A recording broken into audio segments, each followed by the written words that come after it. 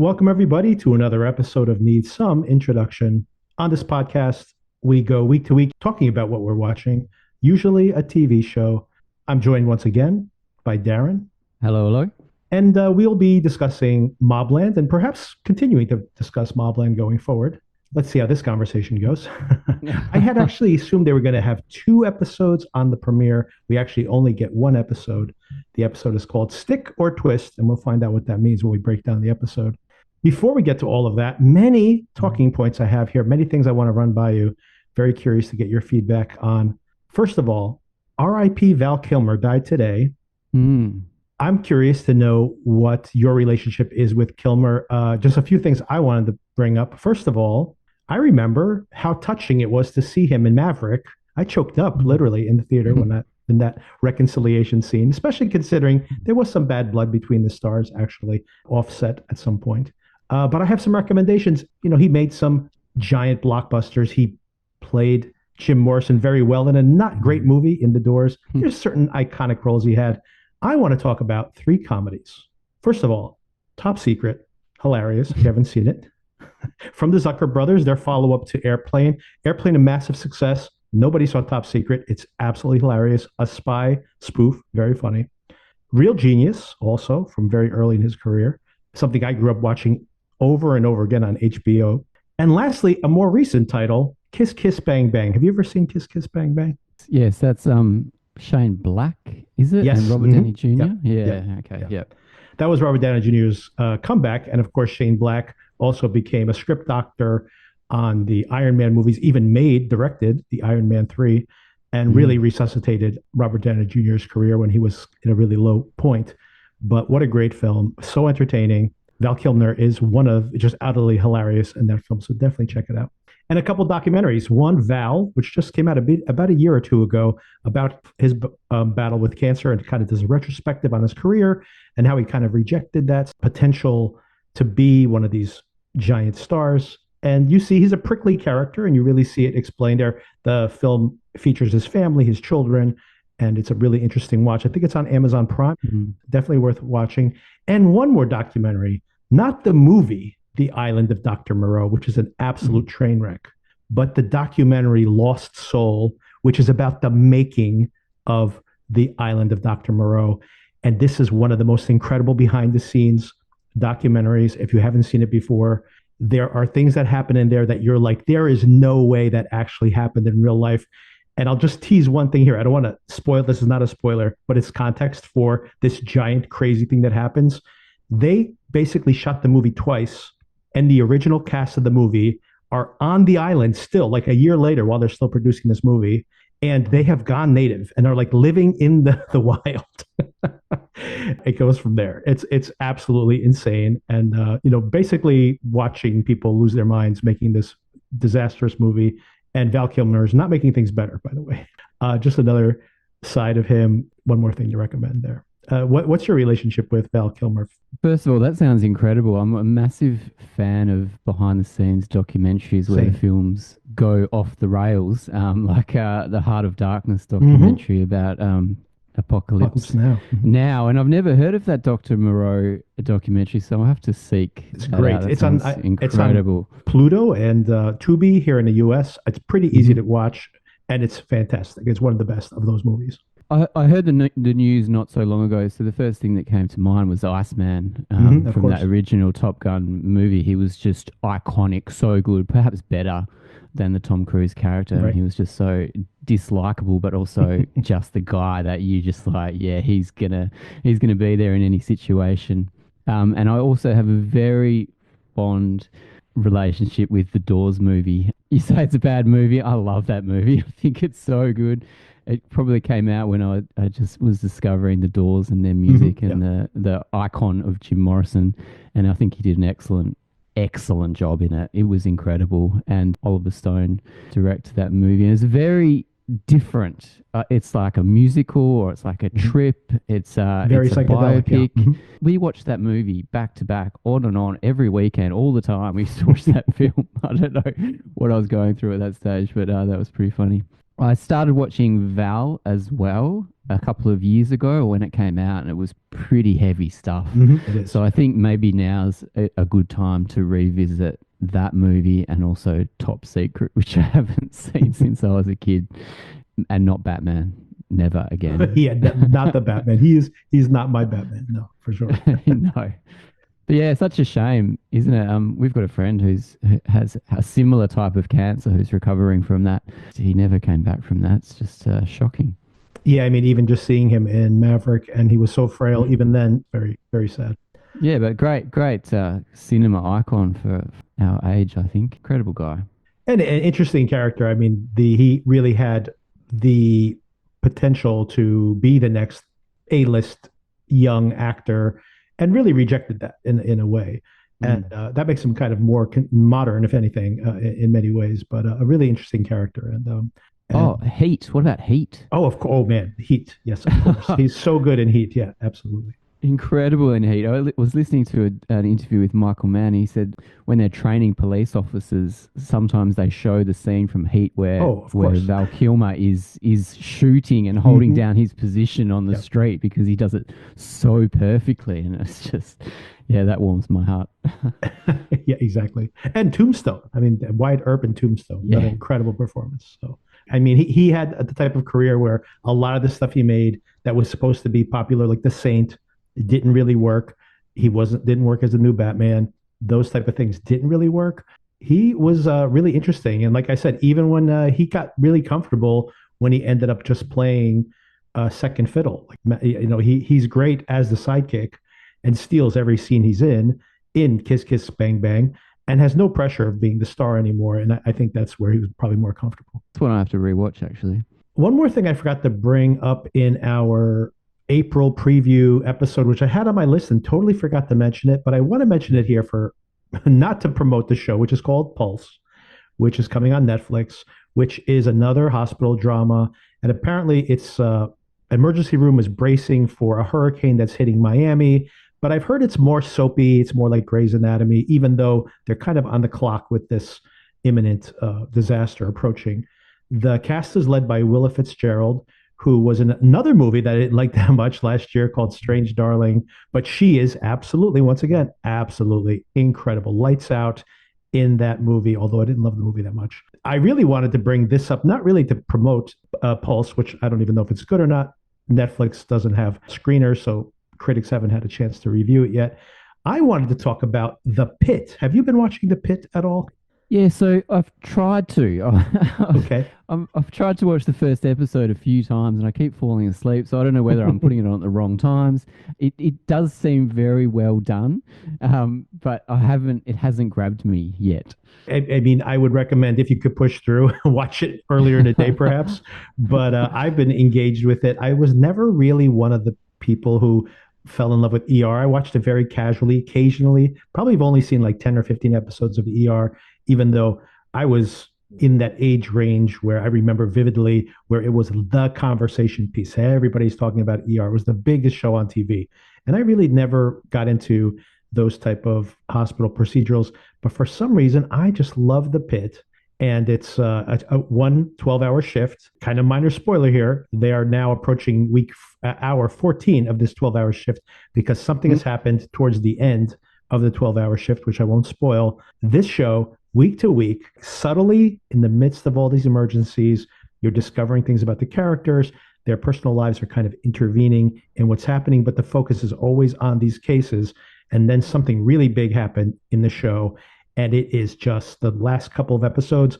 There's anecdotally, and even according to the Nielsen ratings, the ratings have literally climbed every single week, week to week. And I look forward to this show more than any other show every single week. Even like at episode 5 or 6, I was always anticipating it. But at this point, I cannot wait to see the last 2 episodes. So anyway, if you get a chance, catch up on it. 2 more episodes. And of course, it'll be available to stream after that. But if you want to be part of the conversation, we got this week's episode and then one more, and then the season is done. But it'll definitely be back for another season. It's been a real big hit for Max. Okay, that's a big wrap. That's good. It is. Even though I may not catch up on it. Yeah, 15 hours, and you could keep falling asleep in them. It's going to be a very long watch for you. Yeah. I feel like I've turned that first episode on 3 times. You And could it's probably great. just We're not, the bits that I watch are really good. you could probably jump into episode. I mean, the first couple episodes, it's really just a very realistic, by the way, according to my wife and any other Yes, doctors. yeah. We have many doctor friends. It's extremely realistic. Everything they do is exactly how it would happen. And right now, at this particular point where they are late in the season, the emergency room is so busy that they're basically running out of equipment, and they have to like improvise equipment Mm. to fix a collapsed lung or do some kind of really triage type surgery. It's amazing stuff, and it's all apparently true to life. So it's pretty amazing stuff, and incredibly tense, of course, as you would expect, given the circumstance. One more thing I have not mentioned on the show that I want to shout out really briefly is I had recommended. I think Darren, we may have been emailing each other at this point that I had recommended Scavenger's Reign on the podcast. And were you trying to Mm. watch it? Were you the person who emailed me about it? I did watch it and I loved it. Oh, good. I'm glad you did. Yeah, yeah, very different show animation, which I don't normally often watch animation, but it was a very different style of animation. The music was incredible, and I Mm-hmm. loved the opening. The opening really puts you into that world, and it was a bit horror. It was a bit Mm-hmm. Definitely body horror. Yeah.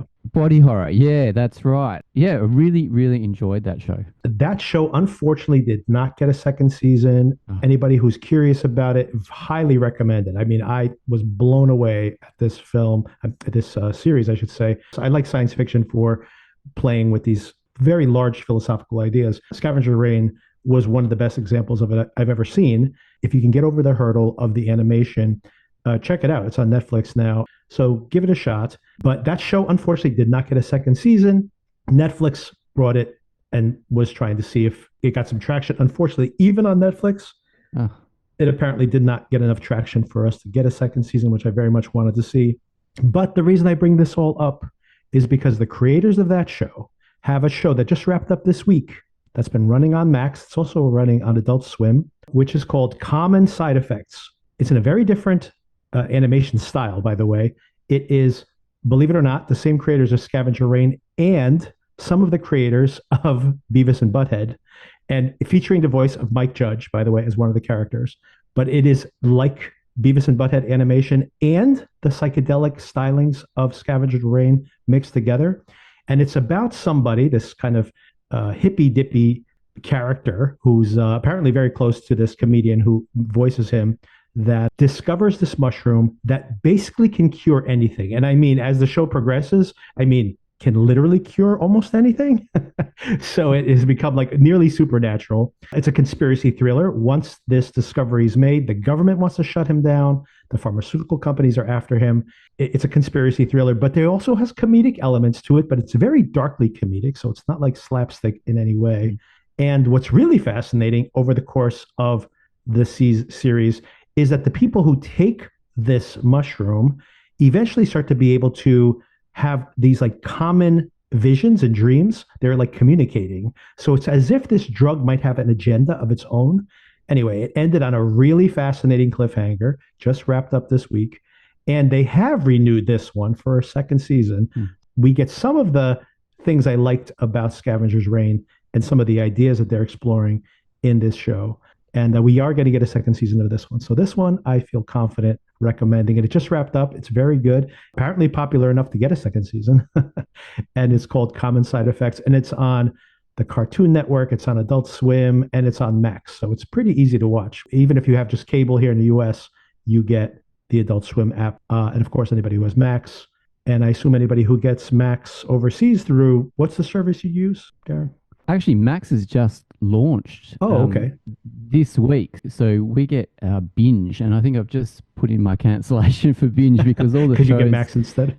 yeah, all the Max shows are jumping over. So yeah, I'll have to investigate that because yeah, that sounds like a really interesting show because Scavenger's Reign had the people were on this alien planet and they had to work with the planet and work with the nature. Yes.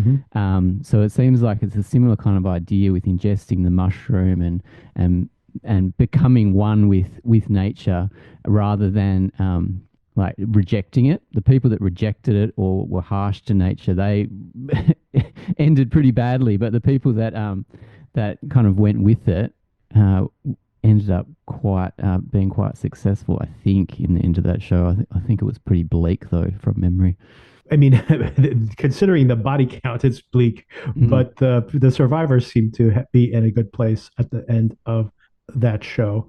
There is a little button on it as well that would have extended it into a second season, but in general, the story does wrap up more or less. So it's a pretty satisfying season of show. I think that was one of my favorite things about it. The whole idea that if you can learn to work with nature, that if you understand how this ecosystem works, cohabitate peacefully, not peacefully, but actually because it's not a very peaceful world. It's a scavenger's world, right? Being able to understand how to live in that world as opposed to fighting against it. And like you mentioned, everybody who fights against it is trying to say like, I'm going to build things the way I have in the past, try to fight against nature or literally burn it down, and it always ends up badly for them. But the people who learn how the system works and try to work within it, in some way, you have to like surrender yourself to nature to survive. Yeah, and it was proper sci-fi. Mm-hmm. It would be interesting to see a live action movie of that kind of They're probably pretty because, expensive. there was some. Oh yeah, absolutely. I know some people don't like anime because it can really do anything, and that's what I like about anime. It's like it could be anything. It doesn't. You don't need to have a $300 billion movie.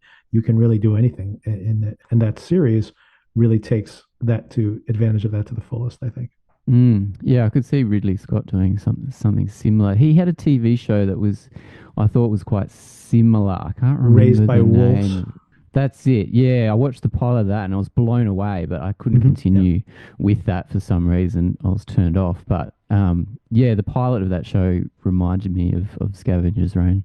Yeah, the pilot of that show, the first two episodes, I think, which he shot and they spent a lot of money on, were really impressive. And then it's like they didn't know how to develop the story from that point on, actually. Pantheon, by the way, another great anime series that the second season of finally premiered on Netflix. It had been produced, it was sitting around for years. AMC produced it, then they canceled it, and then it just disappeared into the ether. But it ended up on Netflix recently, and I just saw that, and it's an incredible exploration, similar to Scavenger's Reign, but in a different direction, really talking about our relationship with technology and with AI specifically, and in such an intelligent way. And it literally made me think about the topic in a completely different way. So there's some additional recommendations I have in that vein, but there's a lot of really great animation for adults out there. So maybe I'll just have that as a separate recommendation section at some point in the future. Yeah, I've got one. I don't know if it's anime, but it was called Blue Eyed Samurai.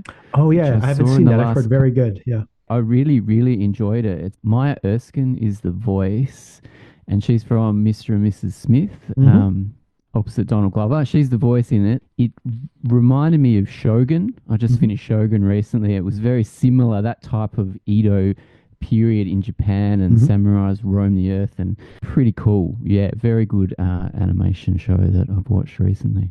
How'd you like Shogun? Loved it. Me too. Yeah, very different. I have issues with the way it's filmed. I couldn't work out why it looked different to everything else. Apparently, it's due to the anamorphic lenses that they used, but it just something was off about it. And the finale wasn't what I expected at all. Absolutely not. Yes, which I was a bit shocked by, but I loved everything about it. Apart from those two negative things, except for those two things. Yeah, just a feast. Yeah, and you never knew where it was going to go, and yeah, and the characters, of course. I mean, you're so vested in their relationships. It's like that's what you really want TV to give you.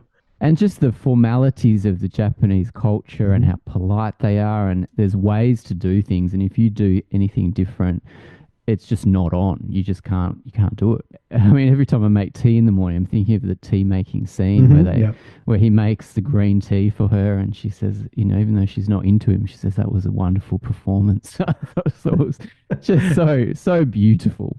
But I hate you. Yeah. And just following up on the April premieres, a couple more things that you may want to sample just for everybody out there. We had mentioned maybe watching The Bondsman, which seemed to be kind of a goofy horror film for Kevin Bacon, or series for Kevin Bacon, available as a binge on Thursday, just tomorrow. Also, Dying for Sex, another binge available on Hulu, I believe that one is. The reviews are in on both of them, Darren, and great reviews, nearly 100% on both of those shows. Oh, so wow. two things we could sample. I can't watch all of that TV this weekend, but I may sample both actually. Maybe we could touch base on them next week. Yes, I've already flagged Dying for Sex with my wife. She's interested. She's into Michelle Williams, so that's one we can watch together. Although I forgot to mention that she's going through a divorce, so maybe that's a little tough for the couple watch. But other than that, yes, I as well am much looking forward to watching that, and probably watching that with my wife. Oh, maybe it will bring a few things to the surface, but it's better to, perhaps to it could be talk about could be constructive. It could be constructive. So what have you been watching, Darren? Anything you want to shout out? Well, I've been doing my homework. The last couple of weeks, you mentioned Rebel Ridge to me. Yeah, so I saw watched that. Rebel Ridge Yeah. yesterday. Yeah, I enjoyed that. That guy is great. Great, right? Reacher on a bicycle, I called it. Yeah. And it's very similar with Reacher, and he thinks his way through things. It did get caught up in a bit of like local police and state law, which I thought was a bit interesting. But yeah, he's a cool guy, very cool guy. And I also watched that Black Mirror episode that you recommended. My favorite. I think my highest rated. Not my favorite, but my highest rated. But man, that's rough stuff, right? It's so good. Oh, yeah, it was rough.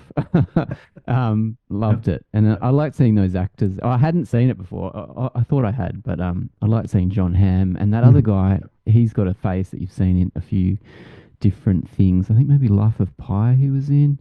Devastating ending. Yes. And yeah. The second that it's about to happen, like I think you even said this. You know it's going to happen, and you're like, and it's so much worse than you expect. You're like, oh my God. Yeah, I think that's so well written where you think you're smart because you're like, oh, I'm going to guess the twist. And you do guess it, but only just before it happens. Exactly. So, yeah, it gives you a bit of an ego boost. But I think it's just well written. It's just designed like that. Yeah, and just the title of that one is White Christmas. I think I said Black Christmas last week. It's White Christmas. So if anybody's curious to see that. And by the way, if you're curious to check out just individual Black Mirror episodes, you absolutely can. This is an anthology. You're not missing out by not watching them in order. I mean, it doesn't matter, honestly. There are little Easter eggs where some characters or some plot points get mentioned in other stories. It's not even clear whether this is in the same universe or not. It could just be a little wink at the audience who's loyal watchers. But if you want to just cherry pick episodes, you absolutely can. And of course, all of this is because next week, Black Mirror is coming back with 6 or 7 new episodes. And I'll be reviewing those here on the podcast. And Darren, whatever you watch, we'll discuss it as well. Yeah, okay. And of course, other things we've been watching. Dope Thief, I'll just talk about it for a minute. This episode had started off as maybe my favorite episode of the show. But by the end, this preposterous, hitman who seems to be terrible at his job. I just couldn't, understand where the show was going. And they've dropped the whole black and white flashbacks. Manny disappears for long chunks of the show again. This show really just is so messy for me right now. I'm not even sure I can commit to the last 3 episodes, but it did have some of my favorite stuff in it. And then it just really, I don't know. I don't think the show's really working for me. Are you caught up on it? I am caught up, and I have to agree. The whole clown-faced gang, it was just terrible, and it just kept going on, and their tactics were awful. Didn't make any sense. Right. Wagner Moura, where is he? He's not even in the show. I mean, he's a great actor. 5 minutes, and then he disappears again. Yeah. So he's just playing a junkie and hasn't got anything together. I mean, come on. And my favorite character, Sun, the Vietnamese gangster, he got. That was a cool scene. I did enjoy when they got arrested in front of his kid's school, and his one of his, I think it's his older son, opens the mobile phone, swallows the SIM cards. I've never seen that before. That was cool. But yeah, disappointing episode. Do we have to finish it? It's a couple of episodes to go. I don't. I almost was going to say I'm not going to finish it, but with just 3 episodes, I probably will. But yeah, I just feel like it's so messy, especially with, we touched on how he's like haunted and there's these black and white flashbacks that was like a motif in the first couple episodes, and they've just abandoned it already. And the characters just pop in and pop out, and the tone is still really confused. I think about a show like Barry, for example, where it could be extremely violent and then can really move you emotionally and then be completely surreal in some of the sequences. So I think that's kind of what they're going for. but I just couldn't buy for a second this ridiculous, clownish military character. This guy's been recommended by Son, who seems to know what he's talking about. Like, this buffoon wouldn't have lasted 5 minutes pulling off one of these capers. So how the hell has he made it to this point where he's got some kind of reputation? And it's not working like comedy either. It just didn't work for me at all. So yeah, I think that was my biggest disappointment, is that Son recommended this guy. Right. It doesn't make any sense. Nothing on the show makes sense anymore at all. Nothing. All these other people, like Son, has been exposed, and then they just don't arrest Ray. Like, what is happening? Nothing makes sense. It's just convenient plotting. It doesn't work, unfortunately. And the one last thing before we finally get into this is, did you watch The Studio? Yes, I did watch The Studio. It's so entertaining, this show. Last episode reminded me of Curb Your Enthusiasm. Yes. With some celebrities are playing themselves, some are playing other characters. But yeah, Ron Howard does a star turn in this one, doesn't Exactly. Seth Rogen holds it down, more physical comedy. It's just hilarious, and it's just so easy to watch. It's great. I love when they're watching his screening of the movie and they're like 10 minutes in, half an hour in, 2 hours in, and then 2 hours in, they're like, oh my God, perfect ending. And they're getting up to leave. And they're like, oh, wait, there's like an extra scene here. What's this about? And then it's like another 45 minutes of movie. Oh, it's just, Catherine Hahn's so good. It's just a postscript. It's just a quick thing at the end of this great ending. And it keeps going and going and going. He sit back down for 45 minutes. I like how Catherine Hahn, I don't know how old she is, but she says words as if she's a 14-year-old girl or 16-year-old girl. She talks like my daughter. I love her in everything, by the way. Oh, she's brilliant. And now that Gordon Lightfoot song, by the way, stuck in my head for a day. If you could read my mind. I got that song stuck in my head. By the way, he's also he also had that song in Severance, the Wreck of the Edmund Fitzgerald, just a couple weeks back. That whistled song. All right, so finally, let's talk about Mobland. I have to tell you that as I was breaking down the episode here to take notes for this conversation, I appreciated the show more. I guess I was taking it a little more seriously as I was rewatching, so I did appreciate it a little bit more. This episode's directed by Guy Ritchie. The first two episodes, I believe, directed by Guy Ritchie. Did you get a Guy Ritchie feel from the directing here? What did you think? I thought it was pretty straight for a Guy Ritchie thing. I expected a little bit more kinetic energy, which wasn't there. I mean, some people don't like his films because they're over stylized, but I think he has a signature style, and it doesn't feel like he's ripping off Tarantino or something like that. And he has a certain technique where he has edits and he does little inserts. Someone will say something, and then there'll be like an ironic insert of what actually happened or something. That's where a lot of the comedy comes from. So a lot of that energy and a lot of that visual language just wasn't here. I felt this was it wasn't badly directed, but really anyone could have directed this. It was pretty anonymous, I thought, which is a little surprising, to be honest. Did you see The Gentleman, by the way? His Netflix series?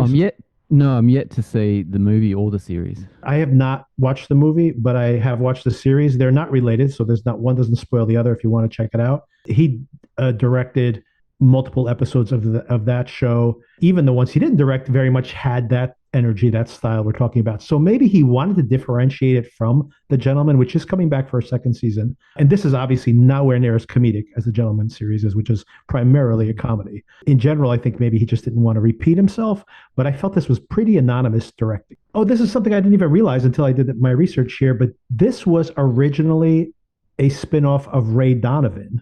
It just kept getting reworked for years and years and years and became its own standalone thing. When you think about it as a spinoff of Ray Donovan, like a side story to Ray Donovan, it kind of makes sense in a way, because I think that it feels, this show, if you felt more like Ray Donovan than a Guy Ritchie movie. Tom Hardy stars here. He's playing Harry de Souza. I don't know if he's Portuguese. De Souza, that's a Portuguese name, by the way. But he's a head of this, or he's a fixer for this Irish family, the Harrigans. Conrad Harrigan, played by Pierce Brosnan, is their leader. Maeve Harrigan is his wife, played by Helen Mirren. This is an all-star cast. Paddy Considine is the oldest son, I believe, like the heir apparent. He plays Kevin Harrigan. We also meet some other siblings, which don't seem to be as important. Harry's having problems with his wife. her name is Jan. Eddie Harrington is the grandson here, and he just seems to be a total troublemaker, and he causes a lot of trouble this particular episode. What did you think about this first scene where we see Tom Hardy playing Harry, and he is negotiating this conversation between, I think it's a Turkish and German gang, these two different families.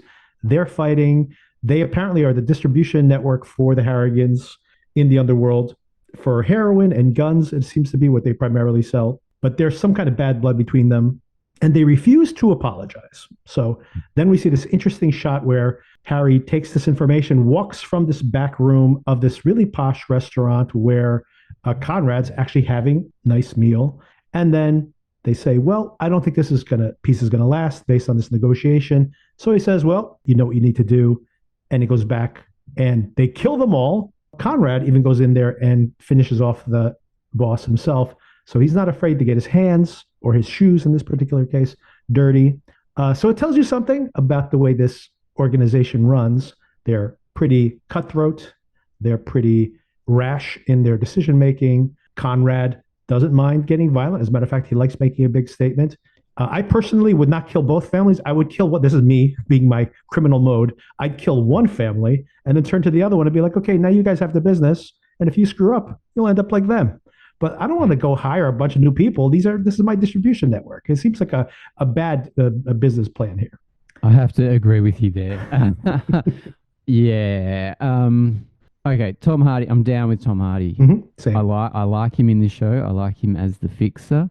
I like that you're not gonna say no to him very often.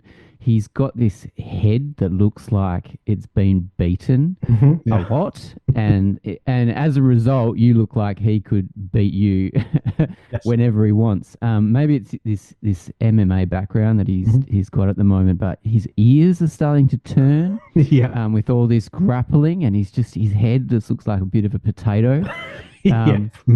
And he looks great, and I love him as this character, and I could watch him negotiate all episode, all season. I love the way that he negotiates. He's very polite, but he's like, if you don't do what I say, this is how it's going to go. Exactly. And I'm like, great, tell me how it's going to go, because I can make a good, clean decision. So yeah, loving that part of it, and I thought he was good in this scene as well. Pierce Brosnan, on the other hand, I think is going way over the top. Yes. And it's a little bit disappointing. And the fact that he orders the kill on both families, everyone's murdered at the start. I agree with you. It's a rash decision, rash business decision. If you're running your business like this, it's probably not going to last for the long haul. And yeah, I'm not on board with his characterization so far. Yeah, we are exactly on the same page. Every time Tom Hardy is quietly telling everybody, look, this can go really badly for you. And he's, being the calmest person, like he's saying, you don't want to talk to anybody else. I'm your best option here. And simultaneously very intimidating and working this all out. Every time he's the fixer, this show is cooking for sure. But yeah, I mean, out of all these performances, the Pierce Brosnan, who's so great in Black Bag, by the way, just saw him in Black Bag. He's so good in that.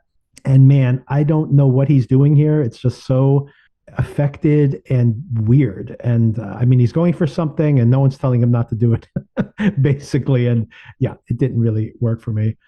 And maybe there's some intentionality to it, but for now, in one episode, it was just too much.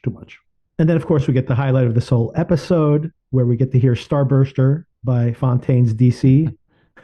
Gonna hit your business if it's momentary bliss. My favorite is the inhale at the end of each time is the punchline.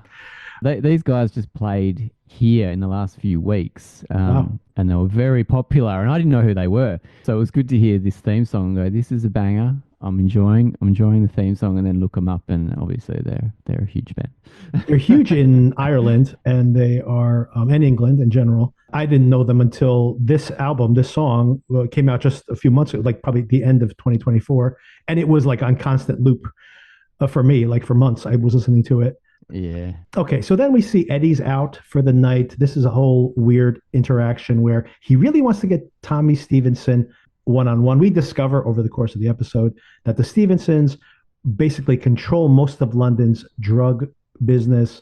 And of course, they're the ones that are, the target for the Harrigan family. So there's something going on where Eddie and Tommy, it's very interesting to see the characters. You have obviously Eddie with his bleached hair and his expensive wardrobe is one type of person who's very ostentatious. And then you see Tommy's just walking around like in a golf shirt with his buddies who look like they're from a frat house or something. So very much more low key. He's not happy when they invite the friend with him to go check out this other club. They go to this club, which is some kind of S&M slash dance club. I don't know what kind of zoning they have for this type of place, but whatever. It's they're playing a Firestarter. They don't even make it the whole song, by the way. They show up at the beginning of Firestarter. They leave, they get kicked out of this club because he gets like stab happy, Eddie that is, on some other kid who's in there. And they don't even make it through the whole Firestarter song by the time they're out of there. As they all escape, Eddie and Tommy end up meeting up again. But very importantly, of course, we find out that Tommy doesn't surface again by the end of this episode, and that's setting up some trouble there. Question for you, Darren. Mm. Obviously, all of this action is perfectly, soundtracked by Firestarter. You're the DJ. What do you play after Firestarter at this point? Ooh. Well, I have to think about that. It's really tough. I don't play any Prodigy, I don't think, because it's so hard to follow. I was about to say you have to play more Prodigy right after that. Yeah, once you've played Prodigy, you can't really go back. So yeah, it's hard to find tracks with more energy than a Prodigy track. So you really need to like cut it right down, maybe something extended, like an extended break or something different. Putting Prodigy on a soundtrack is fantastic. It gives an energy to a TV show. Absolutely, it must cost a bit of money to get Prodigy on the soundtrack as well. But showing up to a sex club with 4 dudes is not. I don't think that's a good move at all. Terrible start. But I do like this Eddie character, and I like how he's wild, and you could go anywhere with this guy. His poor old mate who has not surfaced. That is actually quite interesting about what has happened. I mean, we're obviously supposed to think that the last time we saw him was with Eddie. Right. So they've obviously gone on some kind of adventure. Let's hope Eddie's had enough of his stabbing. He didn't stab him before the night was over. Yeah, it seems to be. I mean, we could speculate on it now rather than waiting for the end of the episode. I would assume Tommy is not dead, or we would have probably known that by the end of this episode. I am curious to know, like, what else happened that night. Why is Tommy missing? Eddie seems pretty chill considering what could be the fallout from all of this. So it doesn't seem like someone who's murdered him. He probably knows that that's serious stuff. He knows he's not even supposed to be hanging out with this kid. So, of course, murdering him would have been even worse. In the morning, we see Conrad fishing, and this is another scene. I don't know how this worked for me. We see Archie, his friend, shows up, and apparently he's like his longest term friend. He's been known him since they were boys. And I actually rewatched this scene out of curiosity because I kind of ignored it the first time around, and then it's interesting to watch a second time around. He shows up, and Maeve seems annoyed that he's there. She keeps making these jokes that, oh, I thought you died. Aren't you dead? He's like, no, that was my brother. My brother died a few weeks ago. And then again, at the end, she goes, no, I'm pretty sure it was you. You were the one who was dead. Mm-hmm. So there's something about him that she doesn't like. I don't know if she's just jealous of the fact that he has, Conrad's ear, or they have this affection for each other. He's known him longer.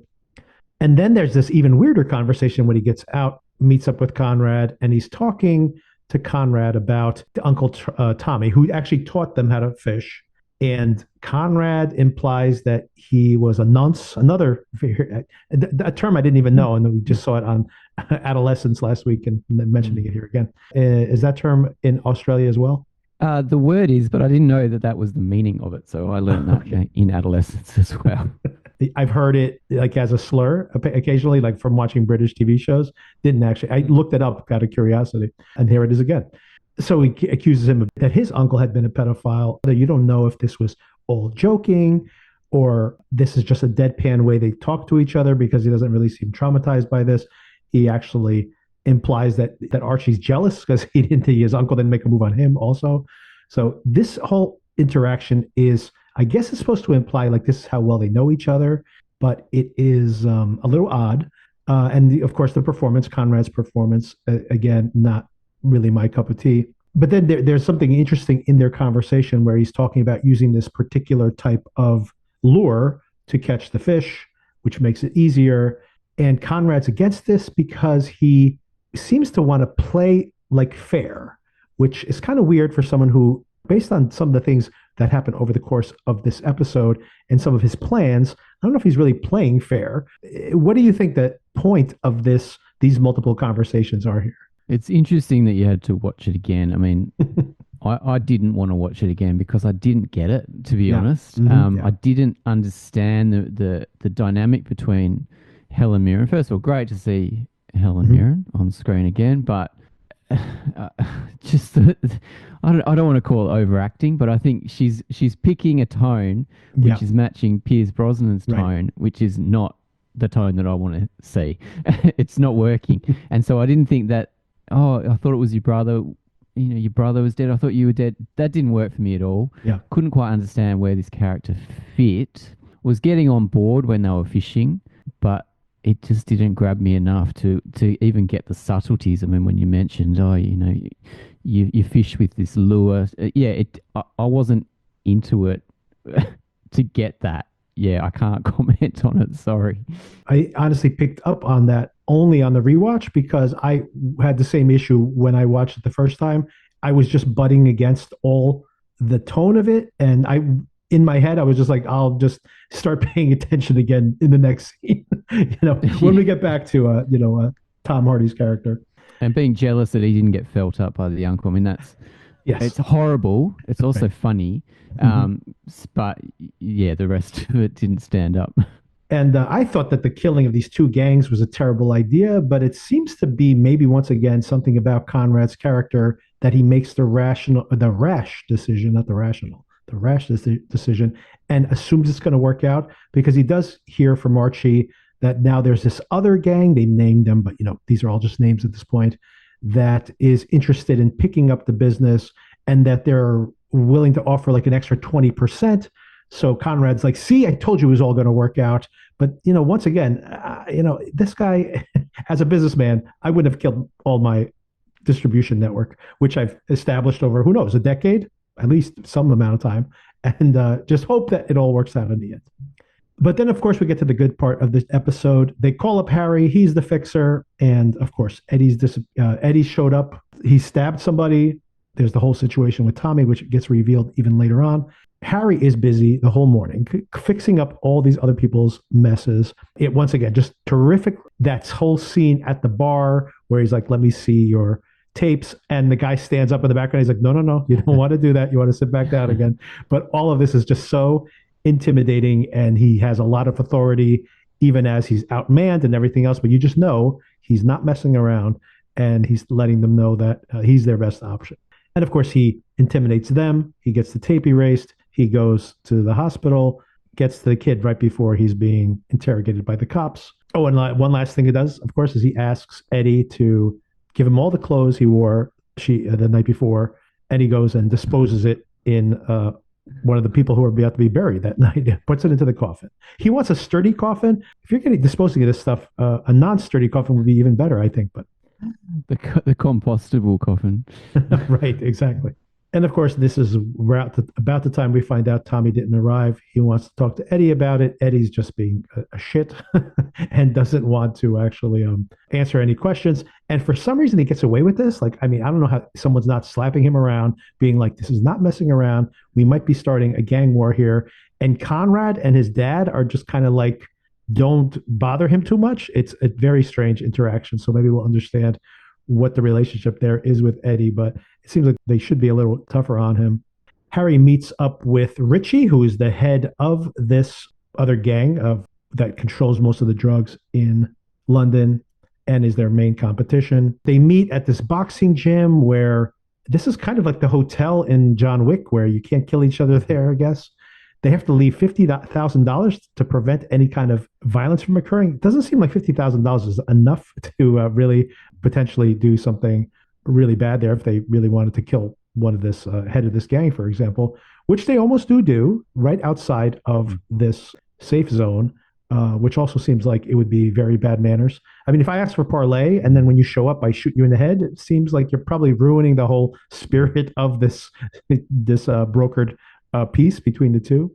But regardless, some of these things are kind of silly, in my opinion. But I did like that Ritchie actually seems to really respect Eddie, and Eddie proves himself to be smart. He's like thinking ahead all the time, even though he plays like he's just a tough guy. And I thought that was what made this scene kind of work. Yeah, I was on board with the, I mean, all the Tom Hardy stuff.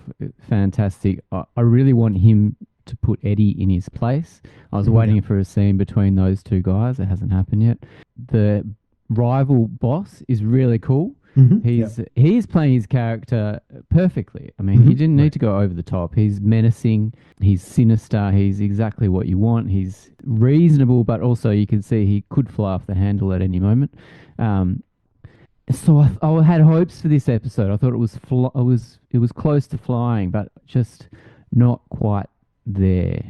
And as you say, I mean, bringing a sniper to a supposedly safe meeting, it doesn't seem like good manners at all. You assume that if this is a safe place, once again, maybe I'm overthinking this, but if this is a safe place, there probably are big repercussions if you violate that, right? Because this is like a safe space that everybody is kind of seeing this as sacred ground.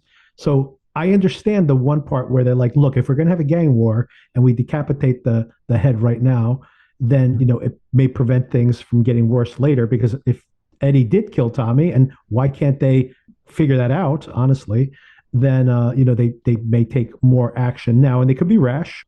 What's the fallout from that all, if they, and maybe they haven't considered it. It just seems like not very well thought out. I like when I can empathize with the criminal's agenda. And I just think these guys are kind of buffoons at this point. And I'm not sure how they've done as well as they have up to this point, to be honest. I agree. And it seems like one conversation, not a phone conversation, a face-to-face conversation with Tom Hardy and Eddie, he'll give him exactly what he did that night, and then they can move on and try to find this guy. And then we get to the final scene where Conrad has gotten his whole family together, and Archie's there also, and Maeve. A little interesting here to find out what is her real agenda. That's the other thing that I am curious about after this episode. And she has planted a seed in Conrad's mind that Archie is a traitor. And then she says, when you bring up the fentanyl thing, he's going to react. And he does, but he seems to be reacting the way I am right now in watching the show and being like, is this a good idea? He's saying, from what I can understand here, that they have this large real estate, a tower or something that they're building. Until that is operational and rent is coming in, they need to subsidize all of that with their drug operations, which they've just sabotaged by killing half of their distribution network, or maybe all of it, and now hoping that it's all going to work out, although they desperately need that money to keep themselves afloat. And now they think that fentanyl is going to be the next thing to increase that cash flow, but of course that's controlled by this other family. And then this is where the disappearance of Tommy can throw a wrench in the works. So given all that's at stake here, some of the decisions they made in this episode seem really crazy. And then Archie saying, like, is this the time to do this when you're trying to get this legitimate real estate business off the ground? Shouldn't we kind of slow our roll here? And Maeve's like, he's a traitor. And he ends up getting killed by the end of the episode. And yeah, as you can tell from my tone here, some of this was kind of crazy and like silly the way it's all played out. But what did you think of all this? Yeah, really silly. Everything I'm hearing about fentanyl, it just sounds like it's not a good idea for anybody at any level of the drug trade. I thought this was a ludicrous scene. I mean, it does introduce a few other family members or other people. I don't know who they are. They didn't really introduce them very well. Right. There's a couple of women there which seem like they could be very interesting. Nothing is said about them. And just it's Pierce Brosnan and it's Helen Mirren just going over the top, killing this guy. Okay, all right. He kills his best friend, like, because he. I mean, it's just crazy. if he's working against you, don't you want to ask him questions, like find out who his connection is or whatever? And by the way, he seems to question Maeve, saying, "Are you lying to me?" And then when she tries to console him at the end, he gets angry at her. So he doesn't really trust her. But then he didn't just beat up his or have his friend question or threaten to kill his friend. He just murdered him there. I don't understand. It just seemed like they wanted a big scene to finish the first episode. I just didn't see a reason for it. Yeah. Disappointing, I thought. Yeah, and this is my general opinion. Maybe this is a pilot problem where they're trying to introduce too many characters and they're trying to put like a button on it that's going to be like, oh, a shocking twist at the end. But for a character we don't even know, we just met Archie. So none of this, it's just it's odd. And I have to say, it also feels a little generic to me. There's nothing in the show that has really stood out. And I don't want them to like reinvent the gangster show. But whether even with the Guy Ritchie show, even with The Gentleman, just the energy, the dark comedy, just like us, like in The Gentleman, like this accidental romance that forms between this two members of like the person who's infiltrating the drug gang and this naive drug gang member is like kind of sweet and just surprising. So even just weird things like that. And once again, we're only one episode in, so maybe there's plenty of material here to evolve, but it feels a little flat. And I completely agree. The Pierce Brosnan and specifically Helen Mirren, a little more intrigued by her, even though I think that she is just playing the Lady Macbeth thing a little much here, without any real motivation. Maybe that will come. I have more question marks here than positives. Yeah, there was one scene which you didn't talk about, and that was Tom Hardy with his wife, and daughter, I think. Mm-hmm. And I did enjoy that. So we're looking forward to some couples psychology in the future, I guess, couples counseling maybe, which could be quite interesting to see how he deals with that. And I did enjoy that his wife, she was at some yoga or some sound healing or something, and she met a friend, and she's like, she seems like she's done all of these things. So she doesn't really have anything to do, but she goes to all of these different classes to try to find peace, which I can kind of relate to a little bit. Speaking of that, what do you think about this friendship we've introduced her meeting this woman? I think that's going to pay off in some way. Is this somebody, another gang member? I mean, another family member from a different gang that's infiltrating, or a police informant of some kind, or police investigator? I think there's more to that, because it seemed a little suspicious for us to have that scene so early in the show. It's got to be someone important. Yeah, that's what I was thinking as well, because the wife of the fixer of the biggest crime gang, she's going to know some secrets. A lot of the stuff in this show, there are like signposts of things that I might be interested in. For example, the family dynamic. But the scene didn't work for me, mostly because it just feels like something else they shoehorned into this episode, right? Like there's a version of this show where we were following, this is my version of the show that I prefer to see. We are following Tom Hardy's character, and he's in that first scene, and then we meet Conrad through him, and then we see him go home and be a very different version of himself. But of course, there's that issues with his wife, and then he gets called as a fixer. And basically, all of this happens, but just from his POV.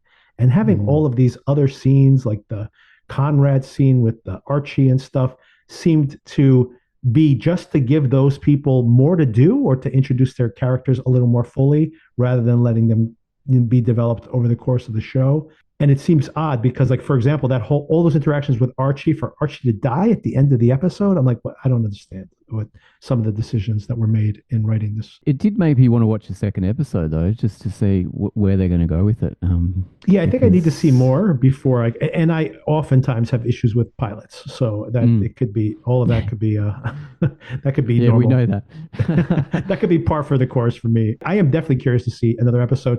And I wouldn't be surprised if what I outlined before, where we really do become more in Hardy's POV, and maybe he gets in too deep, and then he turns one gang against the other, that type of thing. To see something from the POV of Hardy, and knowing that he potentially is betraying this family to get himself out of a deeper fix, knowing that these people will ruthlessly murder anybody. The stakes couldn't be higher for him. That could be really fascinating. So maybe that is where the show goes, and it becomes more about Hardy's character. That all remains to be seen. But just given this specific episode, like I said, I have things I liked, mostly Hardy, and then things that were just like, okay, why did that happen? And a lot of those actually. So yeah, it actually just made me want to watch other Guy Ritchie yes. films with better characters, better villain characters. I'd rather go see Layer Cake or with Matthew Vaughn in that case, but something else. Have you seen that one? Film. One of my favorites. I saw on a plane. It was so good. I watched it twice. It was Operation Fortune. It was Jason Statham was the lead in it. I think it had Aubrey Plaza, who's incredible. Yep. Josh Hartnett, who's doing a bit of his comedic turn, which is funny, and Hugh Grant was like the evil villain in it, and he was just so amazing that you just fell in love with this guy, even though you just knew he had a black heart if he wanted to. I mean, I thought that film was so fun, and yeah, watching Mobland made me want to watch Hugh Grant in that. Yeah, I agree with all of that. I usually very much like Guy Ritchie. He didn't write this one, by the way. He usually writes his own. I don't remember if he wrote that one as well either.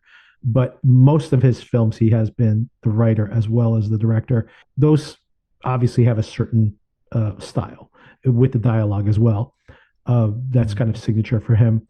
So this is him just directing. So it's not really fair to just say it's a 100% Guy Ritchie product. But I couldn't agree more with you that watching this crime show made me want to watch other better crime shows that it reminded me of. So it is well made and has a great cast, and I am going to keep watching it at least for a few more weeks. So I'm with you there. Let's see what happens. And we have we'll be covering it here on the podcast next week. Maybe briefly talking about The Bondsman. Maybe that's up to you, Darren. And also up to me if I watch the first episode, I'm like, this is garbage. Then no, but we'll see. We'll see what happens. But mostly, Darren, we're going to be talking about the finale of The White Lotus. Epic. Next week. Fantastic. Finale. I've been wanting to talk about The White Lotus because I think it's my favorite show of the last few months. Yeah. You get to say everything you want to say. I will be having we'll do a full breakdown. Sona and I will have a full breakdown on Monday. And then, we'll have a follow-up conversation. We barely discussed it over the course of the season. So you get to say anything you might want to say about it. There's many things to say about that show, of course. And, of course, also episode 2 of Mobland. So that will all be next week. Brilliant. All right, Darren. Thanks again for the conversation. Okay. Thanks so much, Victor. All right. Have a great day. Bye. Bye.